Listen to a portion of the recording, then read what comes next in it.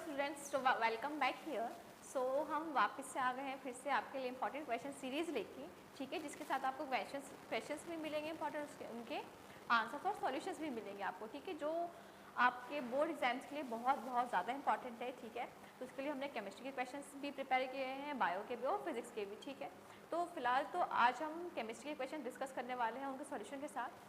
पर अगर कोई ऐसा है जो चाहता है कि सिर्फ उनके पास क्वेश्चन उनको देखना है, फिर उनको सॉल्यूशन नहीं देखना है, वो सिर्फ अभी क्वेश्चन पे फोकस करना चाहते हैं कि हाँ कौन कौन से क्वेश्चन इंपॉर्टेंट है, तो उसके लिए पहले से वीडियो अपलोडेड है, ठीक है, यूट्यूब पे, तो आप वहाँ से जाके उसे देख सकते हैं। और जो बाकी के सॉल्यूशंस होंगे वो भी आपको ऐप पे मिल जाएंगे, तो आप वहाँ से सॉल्यूशंस देख सकते हैं, ठीक है।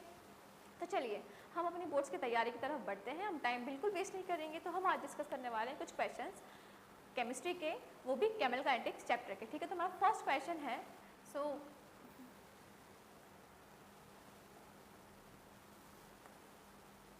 First question is the difference between the rate of reaction and the rate constant. So सबसे फर्स्ट अगर हम रेट ऑफ रिएक्शन की बात करें तो मैं आपको बता दूं कि जब भी हम रेट का इस्तेमाल करते हैं, अगर हम रेट वर्ड का यूज़ करते हैं, इसका मतलब कि हम जिस भी चीज़ की बात करेंगे किसके साथ बात करेंगे, टाइम के साथ। जैसे मैंने बोला कि चलिए मैं आपके 5 क्वेश्चन कवर करवाऊंगी 5 मिनट में, तो ये क्या है, एक रेट है। 5 क्वेश्चन कवर करवाऊंगी 4 मिनट में, 5 क्वेश्चन कवर करवाऊंगी 20 मिनट में, तो ये क्या है, एक रेट। जब भी हम टाइम के साथ किसी भी चीज़ को देखते हैं तो हमारा क्या हो जाता है, रेट हो जाता है, या हम उसको स्पीड बोल सकते हैं नॉर्मली। तो अगर हम रेट ऑफ रिएक्शन की बात करते हैं तो हमारे पास दो चीज़ें हमें पता होनी चाहिए, पहली चीज़ रिएक्टेंट, दूसरी चीज़ प्रोडक्ट। तो आप सबको पता है कि रिएक्टेंट से प्रोडक्ट बनता है, अगर रिवर्सिबल रिएक्शन है तो प्रोडक्ट वापस से रिएक्टेंट। तो रिएक्टेंट से प्रोडक्ट बनने की स्पीड को ही हम क्या बोलते हैं, रेट ऑफ रिएक्शन, ठीक है। प्रोडक्ट से रिएक्टेंट से प्रोडक्ट बनने की स्पीड को हम क्या बोलते हैं, रेट ऑफ रिएक्शन। और दूसरी चीज़ हम एक और चीज़ समझते हैं कि हम क्या क्या बोलते हैं, जैसे मान लीजिए इसका इनिशियल कंसंट्रेशन C है, ठीक है, जैसे हमारी रिएक्शन स्टार्ट हुई तो रिएक्शन का कंसंट्रेशन C है, पर कुछ समय के बाद आफ्टर सम टाइम जो कंसंट्रेशन अगर वो C ना रह के कुछ ना कुछ उसमें चेंज आ जाएगा। मतलब हम बोल सकते हैं कि C माइनस एक्स, या मतलब जो x है वो कुछ कम हो गया है, क्योंकि कुछ ना कुछ जब हमारी रिएक्शन स्टार्ट होगी तो हमारा रिएक्टेंट कंप्लीट है, पर जैसे हमारी रिएक्शन स्टार्ट हो चुकी है तो जो हमारा रिएक्टेंट है कुछ प्रोडक्ट में कन्वर्ट हो गया होगा, तो जितना कन्वर्ट हो गया होगा वो हमारा क्या है, x। और यही चीज जो कंसंट्रेशन का चेंज है विथ रिस्पेक्ट टू टाइम, इसी को हम क्या बोलते हैं, rate of reaction. Change in concentration of reactant with respect to time it's called rate of reaction, और change in concentration of product with respect to time it's called rate of reaction. मतलब जो reactant है उसका concentration change time के साथ, और जो product है उसका कंसंट्रेशन चेंज टाइम के साथ, इन दोनों को ही हम क्या बोलते हैं, रेट ऑफ रिएक्शन, ठीक है। तो चलिए हम डिफरेंस डिस्कस करते हैं। तो फर्स्ट है, rate of reaction is the change in the concentration of reactant और the change in concentration of product per unit time. Per unit time में जो चेंज हो रहा है रिएक्टेंट के लिए और प्रोडक्ट के लिए, दोनों को हम क्या बोलेंगे, रेट ऑफ रिएक्शन। तो फिर रेट कांस्टेंट क्या है हमारा, तो देखो सबसे फर्स्ट अगर रेट कांस्टेंट की बात करते हैं, आपने अभी तक बहुत सारे कांस्टेंट पढ़े होंगे, ठीक है। जैसे यहाँ पर रेट कांस्टेंट है, ऐसे ही हमने हेनरी लॉ में पढ़ा है हेनरी कांस्टेंट। तो आपको पता हो कि जो कांस्टेंट होता है वो प्रोपोर्शनलिटी कांस्टेंट होता है, हमें प्रोपोर्शनल आ रहा है वहाँ पर क्या आ जाएगा, कांस्टेंट का यूज करते हैं हम। तो rate constant is a proportionality constant related to the rate of particular reaction. एक पर्टिकुलर रिएक्शन से रिलेटेड कोई भी रेट कांस्टेंट रहेगा उसको हम बोलेंगे रेट कांस्टेंट, ठीक है, सिंपल है, ठीक है। Second point is it depends on the molar concentration of reactant and product. Molar concentration पे डिपेंड क्यों करेगा रेट ऑफ रिएक्शन, मान लो किसी रिएक्टेंट का कंसंट्रेशन ज़्यादा है तो वो प्रोडक्ट में कन्वर्ट होगी, प्रोडक्ट का कंसंट्रेशन ज़्यादा है तो वो रिएक्टेंट में कन्वर्ट होगा। मतलब कहीं ना कहीं सिंपली इतना याद रखना है, जो भी कंसंट्रेशन है रिएक्टेंट और प्रोडक्ट का उससे आपके रेट पे फर्क पड़ेगा, सिंपल, ठीक है। पर does not depends on the molar concentration of the reactant and product. पर आपको पता है प्रोपोर्शनलिटी कांस्टेंट है, तो कांस्टेंट है तो किसी पे डिपेंड करेगा ही नहीं। तो जो रेट कांस्टेंट है does not depend on the molar concentration, simple. Third point is this, it depends on the temperature indirectly. जो रेट ऑफ रिएक्शन है वो टेम्परेचर को डिपेंडेंट है इनडायरेक्टली। अगर हम टेम्परेचर बढ़ा रहे हैं तो हो सकता है कि रिएक्शन फास्ट हो जाए, अगर हम टेम्परेचर कम कर दे तो हो सकता है रिएक्शन स्लो हो जाए। मतलब कि टेम्परेचर चेंज की वजह से जो भी हमारी रिएक्शन के कन्वर्जन में जो रिएक्टेंट प्रोडक्ट में कन्वर्ट हो रहा है उसमें कोई भी चेंज आएगा तो वो टेम्परेचर पे डिपेंड करेगा indirectly. It essentially depends on the temperature, but जो रेट कांस्टेंट है वो जरूर डिपेंड करता है टेम्परेचर पे, डिपेंड दोनों करते हैं, पर rate of reaction indirectly and rate constant essentially depend करता है। लास्ट पॉइंट क्या है, it depends on the time taken for the reaction. जो भी रिएक्शन में टाइम हो रहा है उस पर डिपेंड करती है हमारी रिएक्शन, ठीक है। जो रेट ऑफ रिएक्शन, जो टाइम उसमें लग रहा है उस पर डिपेंडेंट होगी, मतलब हम सिंपली बोल सकते हैं इट इज टाइम डिपेंडेंट, ठीक है। It does not depends on the time taken for the reaction. पर आपको फिर से सेम चीज़ है कि अगर रेट कांस्टेंट तो टाइम पर डिपेंड करेगा ही नहीं, because it is a rate constant, ठीक है। चलिए तुम्हारे नेक्स्ट क्वेश्चन की तरफ बढ़ते हैं।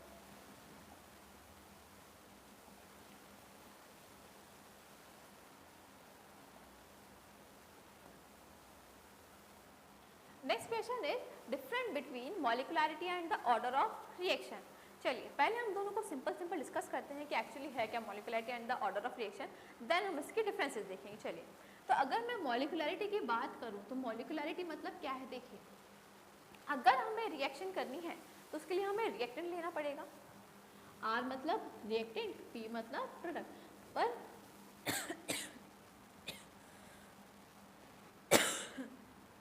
पर हम रिएक्टेंट में लेंगे क्या, एटम्स, मॉलिक्यूल्स, यही सब लेंगे ना रिएक्शन में। तो रिएक्टेंट में जो एटम्स और मॉलिक्यूल है, सपोज ये एक एटम है, ये एक एटम है, ये दोनों आपस में टकराएंगे। जब ये टकराएंगे तो हमारी क्या होगी, रिएक्शन होगी, मतलब हमारा प्रोडक्ट में कुछ कन्वर्जन होगा। तो जो ये मॉलिक्यूल्स हैं, जो ये एटम्स हैं, इनकी कोलिजन को हम क्या बोलते हैं, मॉलिकुलरिटी। जो नंबर ऑफ एटम्स हैं वो कोलाइड, कितने नंबर ऑफ एटम्स कोलाइड करते हैं, इसी को हम क्या बोलेंगे, मॉलिकुलरिटी। फॉर एग्जाम्पल जैसे हमने यहाँ बनाया कि एक एटम ये है और दूसरा एटम ये है, ये दोनों एटम आपस में टकरा रहे हैं, तो मॉलिकुलरिटी कितनी हो जाएगी हमारी, 2, ठीक है। ये दो थे, ये दो, एक था, मतलब ये दोनों हो गए और एक और आ गया, ये तो कितने हो गए, 3। जब 3 एटम आपस में कोलाइड करेंगे तो मॉलिकुलरिटी क्या हो जाएगी, 3। सो हियर आपको molecularity is the number of atoms जो कोलिजन कर रहे हैं और रिएक्शन को प्रोसीड कर रहे हैं, ठीक है। चलिए उसके बाद हमारा क्या है, ऑर्डर ऑफ रिएक्शन। तो ऑर्डर ऑफ रिएक्शन सिंपली हमें बता देती हूँ। सबसे पहले हम किसी भी रिएक्शन का लिखेंगे रेट लॉ। अगर मेरे पास ये रिएक्शन है 2A + 3B और यहाँ पर कुछ प्रोडक्ट बना है, मुझे इसके लिए क्या निकालना है, पहले ऑर्डर ऑफ रिएक्शन। तो उससे पहले हमें क्या चाहिए, ऑर्डर ऑफ रिएक्शन से पहले रेट लॉ। अगर मैं इसके लिए रेट लॉ लिखूंगी तो कुछ कैसे लिखूंगी, कुछ ऐसा, directly proportional to concentration of reactant. तो A और B क्या हो गए, कंसंट्रेशन, ठीक है। अब जो उन कंसंट्रेशन की पावर है, जो भी कंसंट्रेशन है उसकी जो पावर है, उस पावर के सम को हम बोलते हैं ऑर्डर ऑफ रिएक्शन। जैसे ये दोनों देखो कंसंट्रेशन है, ये इनकी पावर है, इनकी पावर का हम क्या कर देंगे, सम कर देंगे।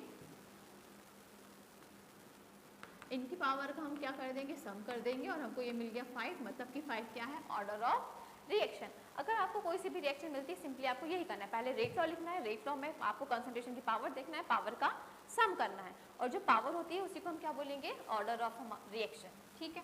चलिए तो डिफरेंस हमारा क्या है, तो ऑर्डर ऑफ रिएक्शन क्या है, it is the sum of the powers of concentration terms in the rate law expression. Rate law expression में जो पावर है उनके सम को हम ऑर्डर ऑफ रिएक्शन बोलते हैं, simple. It is the number of reacting species undergoing simultaneously collision in a reaction. जो species है, एटम्स को हम स्पीशीज भी बोल सकते हैं, नंबर ऑफ एटम्स भी बोल सकते हैं। जो भी स्पीशीज कोलिजन कर रही है रिएक्शंस के लिए, उसको हम क्या बोल देंगे, molecularity. Second point is it is determined experimentally. तो जो ऑर्डर ऑफ रिएक्शन वो कैसा है, एक्सपेरिमेंटली। और डिफरेंस की बात करें तो अपोजिट क्या हो जाएगा हमारा, molecularity. It is an theoretical concept. So order of reaction is experimental and the rate molecularity is the theoretical, okay. And then next, order of reaction need not to be a whole number. Order of reaction के लिए जरूरी नहीं है कि हमारी values कैसी हों, 0, 1, 2, 3। Order of reaction इसको फॉलो नहीं करता, ठीक है। ऑर्डर हमारा कुछ भी हो सकता है, 0 हो सकता है, 1 हो सकता है, 1.5 हो सकता है, 2 हो सकता है, 2.5 हो सकता है, 3/2 हो सकता है, 4/2, कुछ भी हो सकता है। इसके लिए कोई भी फिक्स नंबर नहीं है कि होल नंबर ही होगा। पर अगर हम मॉलिकुलरिटी की बात करें तो आप खुद अपना ऐसा दिमाग लगाओ कि अगर हम एटम्स के कोलिजन की बात करें तो क्या ऐसा हो सकता है कि 1.5 एटम कोलाइड कर रहा हूँ, 2.5 एटम कोलाइड कर रहा हूँ, 1/4 एटम कोलाइड करेगा, नहीं। तो इसलिए हम क्या बोलते हैं, it is always a whole number only. मतलब जो मॉलिकुलरिटी हमेशा किसमें रहेगी, होल नंबर में। मॉलिकुलरिटी कभी भी 1/2, 3/2, 1.5 ऐसी कुछ भी नहीं रहेगी, ठीक है।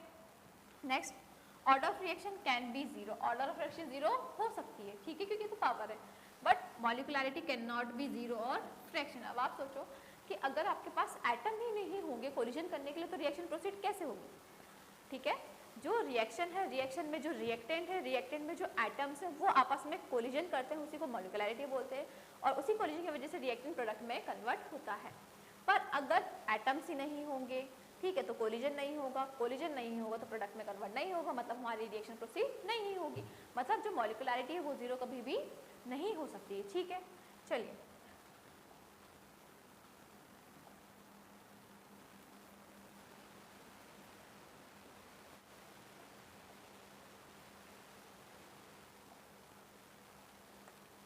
Calculate rate constant and T half life for the zero order reaction. सबसे फर्स्ट मैं आपको बता दूं, रेट कांस्टेंट आपको पता है, अभी हमने पढ़ा है, ठीक है, पर टी हाफ क्या होता है? तो देखिए सबसे पहले अगर हम हाफ लाइफ की बात करते हैं, हाफ लाइफ का दूसरा टर्म हम क्या बोलते हैं इसको?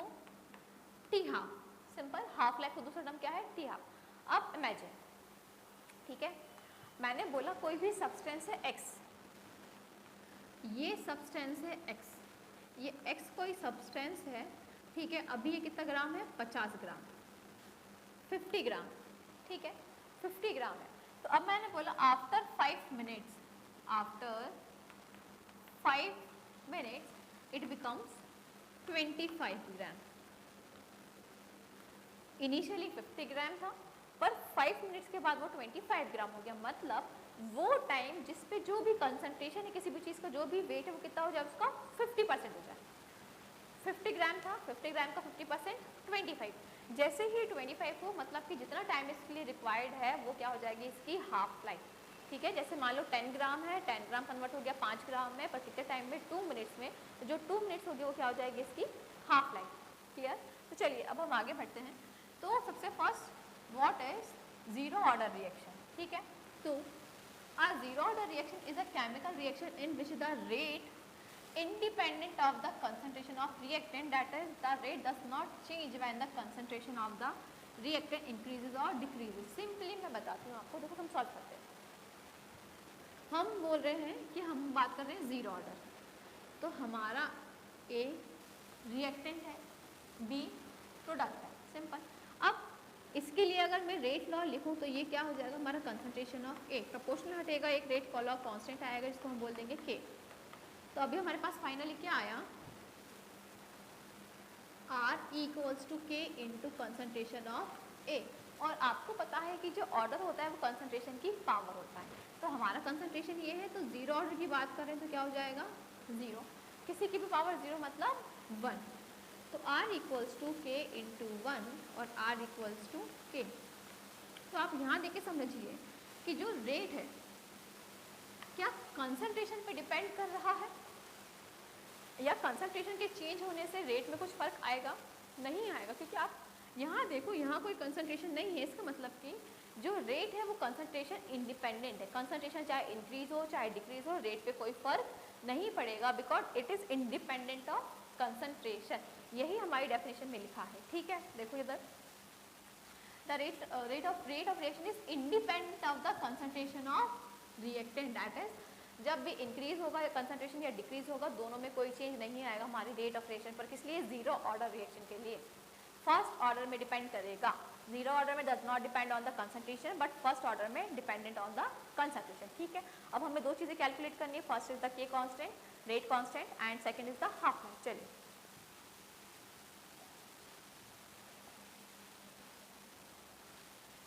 सॉल्व करने की कोशिश करिएगा। ठीक है, अगर आपने एक बार समझ लिया तो आप इजीली इसको सॉल्व कर सकते हैं। ठीक, हम मान लेते हैं हमारी रिएक्शन है R, रिएक्टेंट से हमारा बन रहा है प्रोडक्ट। ठीक है, T इक्वल्स टू 0 टाइम पे इसका कंसंट्रेशन है R0, T equals to T time पे इसका कंसंट्रेशन हो गया R। हमें इधर मेनली रिएक्टेंट इंपॉर्टेंट है, ठीक है, प्रोडक्ट से हमें कोई लेना देना नहीं है। हमने बोला, हमने क्या किया, हमने एक बीकर लिया, बीकर में ठीक है हमने सारे रिएजेंट डाल दिए, पर अभी हमारी कोई भी रिएक्शन स्टार्ट नहीं हुई है। जब रिएक्शन स्टार्ट नहीं होगी तो T इक्वल्स टू 0 टाइम, पर जैसे ही रिएक्शन स्टार्ट हुई कुछ समय बाद क्या हो जाएगा? हमारा कंसंट्रेशन R। तो हम सबसे पहले इसके लिए क्या लिखते हैं? हम लिखते हैं इसके लिए रेट। तो जब हम रेट लिखेंगे तो क्या हो जाएगा? Directly proportional to concentration of reactant. कौन सा वाला? ये वाला। ठीक है, प्रोपोर्शनलिटी हटेगा, रेट कांस्टेंट आएगा, ये हो गया हमारा ये। अब आपको पता है कि अगर हम जीरो ऑर्डर की बात कर रहे हैं तो आपका ऑर्डर क्या आ जाएगा? जीरो, मतलब हम यहाँ क्या लगा देंगे? जीरो। तो किसी की भी पावर 0 मतलब 1, तो क्या हो जाएगा यहाँ पर ये 1, तो R इक्वल्स टू K, ये हो गया हमारा इतना। अब हम R को क्या लिख सकते हैं, क्या हम R को रेट ऑफ रिएक्शन में चेंज कर सकते हैं? बिल्कुल कर सकते हैं, कैसी बात कर रहे हैं आप? तो हम क्या करेंगे, हम R को लिखेंगे माइनस, जो हम पढ़ते आए हैं कि रेट ऑफ रिएक्शन कैसे लिखते हैं, dR/dt इक्वल्स टू K। तो हमारा आगे जाके क्या बन जाएगा, ये हमारा आगे जाके बन जाएगा minus dR equals to K D, integration करेंगे, ठीक है। जब हम इसको दोनों साइड इंटीग्रेशन करेंगे तो ये क्या आ जाएगा माइनस dR, और यहाँ आ जाएगा इंटीग्रेशन में K बाहर और dt अंदर। अब हम मान के ये चलते हैं आपको कि आप इंटीग्रेशन कर रहे हो, आपको पहले से इंटीग्रेशन आता है, बेसिक इंटीग्रेशन आता है, ठीक है। अगर आपको नहीं आता तो आप कमेंट बॉक्स में बताइएगा, आपके डाउट्स बताइएगा, हम आपको दूसरी वीडियो में सॉल्यूशन दे देंगे, ठीक है। अभी हम मान के ये चलेंगे कि आपको इंटीग्रेशन आता है। चलिए, तो dr का इंटीग्रेशन क्या हो जाएगा माइनस r, माइनस इसका इंटीग्रेशन क्या हो जाएगा kt, और प्लस t फॉर कांस्टेंट, ठीक है। अब हम बोल रहे हैं इफ t इक्वल्स टू 0, अगर टाइम 0 है, मतलब हमने बीकर लिया है, उसमें सारे रिएजेंट हमने डाल दिए हैं, पर हमारी रिएक्शन स्टार्ट नहीं हुई है, उस टाइम को हम बोलेंगे t इक्वल्स टू 0, और जो हमारा रिएक्टेंट रहेगा वो किस में रहेगा, r equals to r naught, concentration इसका, ठीक है। तो इसको हमने बोला है इक्वेशन फर्स्ट, इसकी वैल्यू हम यहाँ पुट करेंगे, तो देखो इधर r की जगह पे क्या आ गया r नॉट, के t की जगह पे क्या हो गया इंटू 0 प्लस c, ये पूरा 0, हमारे पास c की वैल्यू क्या आ गई माइनस r नॉट। अब इसको हम पुट कर देंगे, put value of c in equation 1। अब जो c की वैल्यू आई उसको हम कहाँ पुट करेंगे, इक्वेशन नंबर 1 में। कौन सी है आपकी बात, ये वाली। जब इसको 1 में पुट करेंगे हम तो क्या आएगा, देखो इधर r माइनस का equals to K T, c की जगह पे देखो वैल्यू कौन सी आएगी, ये माइनस r नॉट। सिंपल, कोई डाउट, नो।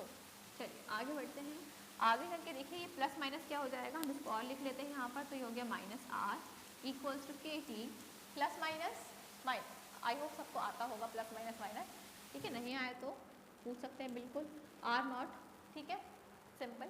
चलिए अब इधर हमारा आ गया minus r equals to K T minus r not. अब हमें क्या चाहिए, रेट कांस्टेंट। हमें स्टार्टिंग से क्या चाहिए, हमें क्या चाहिए, रेट कांस्टेंट। तो रेट कांस्टेंट के लिए हमें क्या चाहिए, तो हम क्या करेंगे, इस r को यहाँ शिफ्ट करेंगे तो क्या हो जाएगा, ये पॉजिटिव r, ये क्या हो जाएगा r equals to K T, और हमें k चाहिए तो हम क्या लिख लेंगे, t को इधर इक्वल्स टू k, और यहाँ आ जाएगा टाइम। तो ये हमारा फाइनल फॉर्मूला आ गया किसका, रेट कांस्टेंट का, R naught minus R by T. अगर आपको कन्फ्यूजन है तो आप क्या करिएगा, सिंपल भाषा में समझते हैं, हम क्या करेंगे, ये आप याद रखना इनिशियल कंसंट्रेशन से, ये आप याद रखना फाइनल कंसंट्रेशन से, क्योंकि ज़्यादा कौन सा होगा, इनिशियल कंसंट्रेशन ज़्यादा, ठीक है। t इक्वल टू 0 टाइम पे ज़्यादा, जैसे जैसे टाइम होता जाएगा वैसे वैसे हमारा रिएक्टेंट का जो कंसंट्रेशन है वो डिक्रीज होता जाएगा, क्योंकि प्रोडक्ट कंसंट्रेशन इंक्रीज होता जाएगा, ठीक है। तो आर नोट को आप याद रखना इनिशियल, और आर को क्या याद रखना फाइनल। या आपको कुछ याद ना रहे तो आप क्या करना, सिंपली अगर आप भूल जाते हैं तो आप ऐसा याद रखेंगे इनिशियल माइनस फाइनल अपॉन में t इक्वल्स टू के। एक फॉर्मूला ये आ गया, हमें क्या करना है, टी हाफ। हमने बोला था टी हाफ वो टाइम है जिसमें इनिशियल कंसंट्रेशन क्या हो जाए, आधा, तो T equals to T half, और जो इनिशियल कंसंट्रेशन है मतलब जो फाइनल कंसंट्रेशन है वो क्या हो जाएगा, इनिशियल का आधा, तो आर फाइनल है R naught by 2, final concentration क्या हो जाएगा, इनिशियल का आधा, सिंपल। चलिए इस वैल्यू को हम यहाँ पुट करेंगे तो हम क्या लिखेंगे, आर नॉट जगह पे आर नॉट माइनस आर की जगह पे R naught by 2 equals to K, और अपॉन में टी हाफ, ठीक है। आर नॉट मतलब 1 हो गया, आर नॉट बाय 2 मतलब आधा हो गया, तो 1 में से आधा माइनस करेंगे तो हमारे पास क्या आएगा, R naught by 2 equals to K, T half को इधर भेजो तो टी हाफ। अब हमें टी हाफ चाहिए तो हम क्या करेंगे, के को इस साइड भेज देंगे, तो हमारे पास फाइनल क्या आ गया, आर नॉट अपॉन में 2 के इक्वल्स टू टी हाफ, ठीक है। आर नॉट क्या है, इनिशियल कंसंट्रेशन, तो टी हाफ क्या है, इनिशियल कंसंट्रेशन अपॉन में 2 के, रेट कांस्टेंट क्या है, इनिशियल माइनस फाइनल अपॉन में टी, ठीक है। आप एक बार देखो, अच्छे से देख लीजिए, समझ आ रहा है, ठीक है। तो जीरो ऑर्डर क्लियर है, सबसे फर्स्ट कंसंट्रेशन इंडिपेंडेंट है, ऑर्डर ऑफ रिएक्शन जीरो, बाकी आपको ये पूरी डेरिवेशन सॉल्व करनी है। अगर आपसे आता है कि find the rate constant and T half, चलिए हम नेक्स्ट की तरफ बढ़ते हैं।